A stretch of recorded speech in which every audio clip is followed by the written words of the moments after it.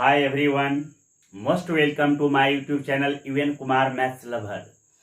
Dear students, आज हम लोगों का टॉपिक है the solution of system of linear equations by using matrix method.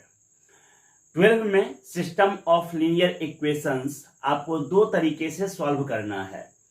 12 board के लिए जो बच्चे पढ़ते हैं उनको दो तरीके से सिस्टम ऑफ लीनियर इक्वेशंस को सॉल्व करना है। एक है आपको मैट्रिक्स मेथड एंड दूसरा है आपको क्रैमर रूल्स। क्रैमर रूल आपको डिटरमिनेंट एक्सरसाइज में आएगा और अभी हम आपको मैट्रिक्स मेथड से बताते हैं। इससे पहले आप लोगों को हम एक कॉन्सेप्ट पढ़ा चुके हैं, सिस्टम ऑफ लीनियर इक्वेशंस को कैसे हम मैट्रिक्स फॉर्म में कन्वर्ट कर सकते हैं और कैसे हम मैट्रिक्स फॉर्म में उसको सॉल्व कर सकते हैं। तो वहां पर हम आपको पढ़ा चुके हैं कि किसी भी सिस्टम के लिए सॉल्यूशन होता है x equal to A inverse b, है ना, जहां x क्या है, a क्या है, b क्या है, ये सारा चीज हम आपको बता चुके हैं। तो आज हम लोग इसी का यूज करेंगे और देखेंगे कैसे ये क्वेश्चन को सॉल्व करने में यूज होता है। तो आपको हम दो तरह का सिस्टम बता चुके हैं। एक सिस्टम होता है नॉन होमोजीनियस सिस्टम एंड दूसरा होता है होमोजीनियस सिस्टम, जिसमें आपको हम बताए हैं कि इस तरह का जब हम सिस्टम लिखते हैं, इस तरह से ax is equal to b, इस तरह का सिस्टम लिखते हैं।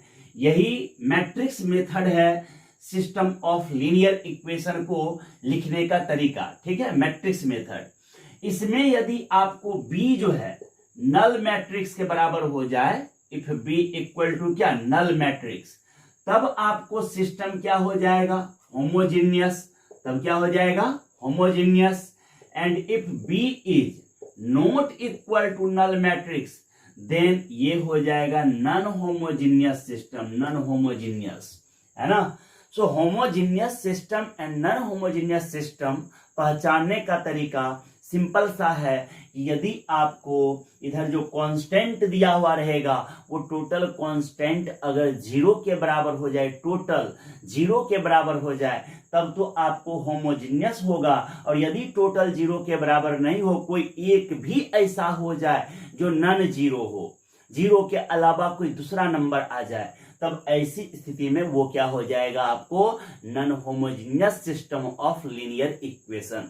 सो आज जो हम सॉल्यूशन देखने जा रहे हैं वह किसके लिए, फॉर नॉन होमोजीनियस के लिए, फॉर नॉन होमोजीनियस, ठीक है, नॉन होमोजीनियस। तो काइंडली आप सब इसके कॉन्सेप्ट के वीडियो को जरूर देख लीजिएगा कि कब होमोजीनियस है, कब नॉन होमोजीनियस है, होमोजीनियस में कितने तरीके के सॉल्यूशन पॉसिबल है, नॉन होमोजीनियस में कितने तरह के सॉल्यूशन पॉसिबल है, कब नॉन होमोजीनियस में system of linear equation consistent होगा और कब इनकंसिस्टेंट होगा। Consistent means any system which have solution is called consistent, and any system which has no any solution is called inconsistent. In Hindi medium we know that consistent means अविरोधी and inconsistent means विरोधी। Any system which opposed to give the solution, any system which opposed to give the solution is called virodhi, it means inconsistent, and any system which is favored to give the solution of system is called consistent। वह हमको जितने भी system दिए हुए हैं, जितना भी उसका इक्वेशंस दिया हुआ है, उन सभी इक्वेशंस का सॉल्यूशन देने में हेल्प करता हो, आसानी से सॉल्यूशन दे देता हो। वहां पर हमको एक्स वाई जेड का वैल्यू मिल जाए तो हम उसको क्या कहेंगे, कंसिस्टेंट। और यदि एक्स वाई जेड का वैल्यू वो देने नहीं दे, है ना, देन वो सिस्टम से एक्स वाई जेड का वैल्यू हम फाइंड ही ना कर पाए, तो ऐसी स्थिति में वह इनकंसिस्टेंट कहलाता है। तो आइए हम लोग नॉन होमोजीनियस को देखते हैं। तो ये सारा चीज आपको कॉन्सेप्ट में पढ़ाया हुआ है, आप वहां देख लीजिएगा। तो नॉन होमोजीनियस सिस्टम को हम सॉल्व कैसे करते हैं ये जानना है। तो चलिए हम एक एग्जांपल ले लेते हैं नॉन होमोजीनियस के लिए, ठीक है ना। और फिर इसका हम सॉल्यूशन देखते हैं कि कैसे सॉल्व होता है। चलिए इक्वेशन हम ले लेते हैं। आपको सबसे पहले 3 वेरिएबल वाला लेते हैं। 2 वेरिएबल में भी आप सॉल्व सेम प्रोसेस से करेंगे। 3 वेरिएबल लेते हैं। मान लीजिए हमने ले लिया 2x plus 3y plus 5z is equal to 10 दे दिया। दूसरा हमारे पास 6x minus y plus 2z दे दिया और यह हमको 7 लेके दे दिया। And 5x minus 3y plus plus 3y दे दीजिए एंड माइनस यहां पर दे दिए आप 6z इज इक्वल टू आपको आ गया 2। अब हमको इसका सॉल्यूशन जानना है। अगर यह क्वेश्चन हमें कंपटीशन में दे दे और वहां 4 ऑप्शन दे दे तो हमें बनाने की आवश्यकता तो है ही नहीं। वहां क्या करना है, सीधे ऑप्शन का वैल्यू XYZ लेना है और इसमें पुट कर देना है। आफ्टर सॉल्विंग हम लोग देख लेंगे कि कौन सेटिस्फाइड कर रहा है तीनों इक्वेशन को। जो तीनों ही इक्वेशन को सेटिस्फाइड करेगा वही हमारा क्या हो जाएगा, आंसर हो जाएगा। सो कंपटीशन में तो इस तरह का प्रॉब्लम जल्दी देता नहीं, और देता भी अगर देगा भी तो आप बस ऑप्शन से इसमें पुट कीजिए और देखिए जो सेटिस्फाइड करेगा वही आपका आंसर हो जाएगा। तो आइए हम लोग सब्जेक्टिव मेथड से सॉल्व करना सीखें, क्योंकि बोर्ड एग्जाम में ये आपको सब्जेक्टिव क्वेश्चन के तौर पे आता है और ये अच्छे खासे मार्क्स का होता है। हमेशा लॉन्ग प्रॉब्लम रहता है। ये ऑलवेज आपको ये क्वेश्चन बिहार बोर्ड हो या CBSE बोर्ड हो या कोई भी बोर्ड हो तो मैक्सिमम टाइम आपको ये लॉन्ग प्रॉब्लम ही रहता है। तो आप इसको प्रैक्टिस जरूर कर लीजिए, ठीक है ना, जिससे आपको एक क्वेश्चन बोर्ड में आसानी से बन जाए।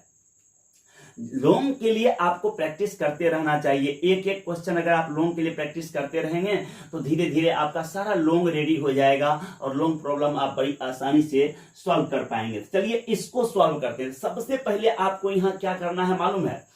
फर्स्ट ऑफ ऑल आपको क्या करना है कि ए ले लेना है। अब ए मैट्रिक्स क्या लिखेंगे ये जानना है। तो ए के जगह पे ये जो आपको दिख रहा है यहाँ XYZ का कोएफिशिएंट्स उसको लेना है। x का कोएफिशिएंट यहाँ 2 हो गया, फिर ये y का कोएफिशिएंट 3 एंड z का coefficient 5 and now 6 and -1 and 2 and 5 3 and -6. These are the coefficients of the system of linear equation which is taken as A. यह A के फॉर्म में हमको मिल गया।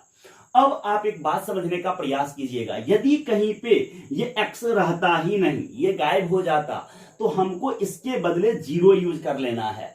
सो जो वेरिएबल गायब हो जाएगा, जो आपको वहां दिखेगा नहीं, अपीयर नहीं होगा, ऐसे वेरिएबल का कोएफिशिएंट्स आपको क्या करना है, 0 ले लेना है। ये A हो गया। अब यहां पहचानिए x क्या है, तो जो हमको वेरिएबल दिया जाएगा वही हमारा क्या हो गया, x हो गया। ये हमारा x हो गया। और नेक्स्ट आपका b क्या है, सो आप ध्यान दीजिए 10 7 एंड 2, ये आपको क्या हो गया, b हो गया। अब यही b यदि इस जगह भी 0 होता, इस जगह भी 0 होता, इस जगह भी 0 होता, तीनों जगह 0 हो जाता है ना। 10 7 2 सबके सब 0 हो जाते, टोटल 0 हो जाता, तो ऐसी स्थिति में यह होमोजीनियस कहलाएगा।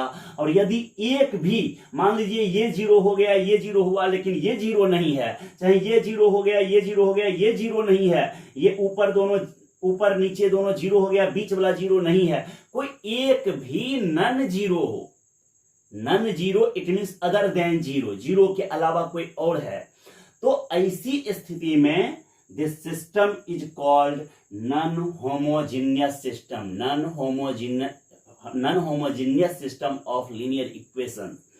अब इसको हमें सॉल्व करना है। कैसे सॉल्व करेंगे, तो देखिए आपको हम फॉर्मूला पहले ही बता दिए कि x इज इक्वल टू क्या होता है, A इनवर्स B। सो सबसे पहले तो A इनवर्स निकालना है। इनवर्स निकालने का शॉर्टकट ट्रिक हम आपको पहले दे चुके हैं, आप उस ट्रिक से भी काम कर सकते हैं, लेकिन जब आप बोर्ड एग्जाम में जाइए तो बोर्ड एग्जाम में काइंडली उसको यूज नहीं कीजिए, वहां पर आप सब्जेक्टिव तरीका से ढंग से बनाइए, तब आपको अच्छे मार्क्स मिलेंगे।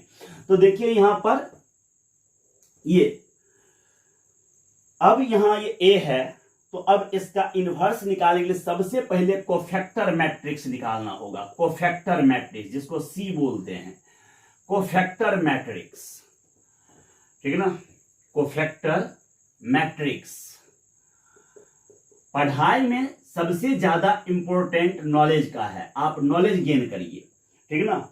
मार्क्स सेकेंडरी चीज है, वह खुद ब खुद आ जाता है जब आप अच्छे से पढ़ते हैं तो, लेकिन मार्क्स आप अगर कहेंगे कुछ भी नहीं है तो ये भी आपका बेवकूफी होगा, क्योंकि क्या जो बच्चे कॉम्पिटिटिव व्यू से पढ़ते हैं, जिनका सपना होता है कि किसी न किसी कंपटीशन में हमको क्वालिफाई होना है, तो आपको उसके लिए जो मार्क्स की आवश्यकता होती है, किसी फॉर्म को फिलअप करने के लिए या किसी इंस्टीट्यूशन में एडमिशन के लिए जिस मार्क्स की आवश्यकता होती है, उसके बिना तो आप नहीं कर सकते। तो यह एक ऐसा कह सकते हैं कि बहुत ही अलग तरह का ये सत्य है जिसको हमें स्वीकारना होता है, नहीं चाहते हुए भी स्वीकारना होता है। तो आप क्वालिटी के लिए जरूर पढ़िए, लेकिन साथ ही साथ यह ध्यान रखिए कि आपको मार्क्स भी बेहतर लाने हैं, और उसके लिए कैसे लाएंगे ये भी ध्यान रखना जरूरी है।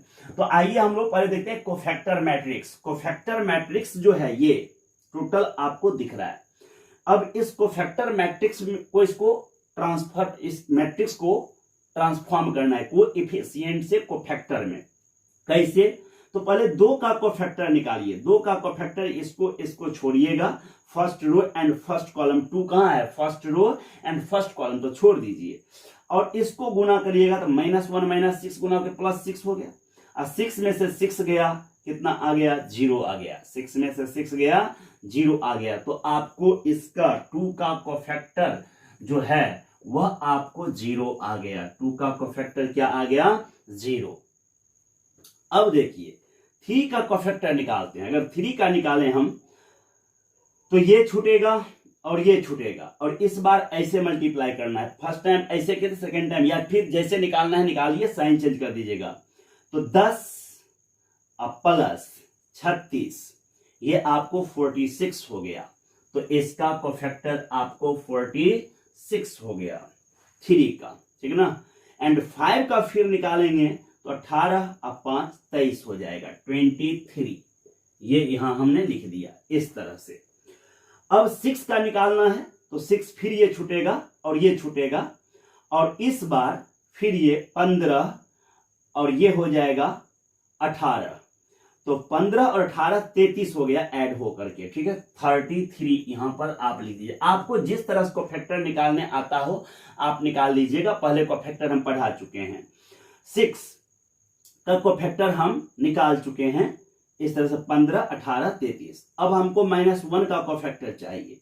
-1 का कोफैक्टर ये हो गया -12 एंड -25, -12 एंड -25 37 हो गया। तो -37 ये हो गया, यहां पर इस तरह से लिख दिए। एंड अब 2 का कोफैक्टर निकालना, ये छूटेगा ये छूटेगा और ये हो जाएगा। 2 का कोफैक्टर निकालेंगे, ये छूटेगा और ये, तो 15 में से 6 गया और ये 9 हो गया, 9, ठीक है।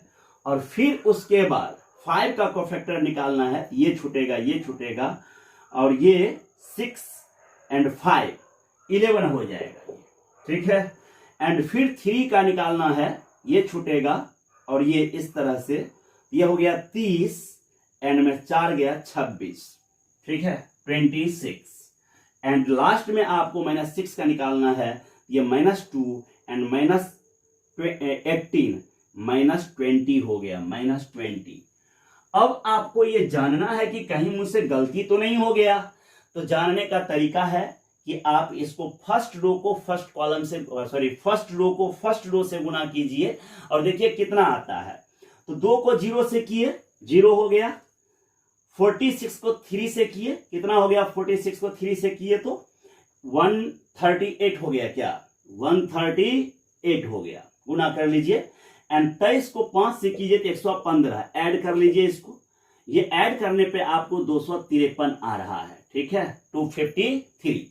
सेकेंड रो को सेकेंड रो से गुना करिए, 33 को 6 से गुना करिए, 198 हो गया, ठीक है, और -1 को -37 से तो +37 हो गया, एंड 2 को आप 9 से कीजिए 18, अब ऐड करिए, 8 7 15 8 23, एंड यहां पर फिर 3 3 6 1 सॉरी 1 मिनट, नहीं यहां पे सही है, 8 7 15 8 23 3 हो गया, बाकी 2 3 3 6 है ना, 9 15 5, बाकी 1 और ये 1 2, आप देख रहे हैं 253 ही आ रहा है।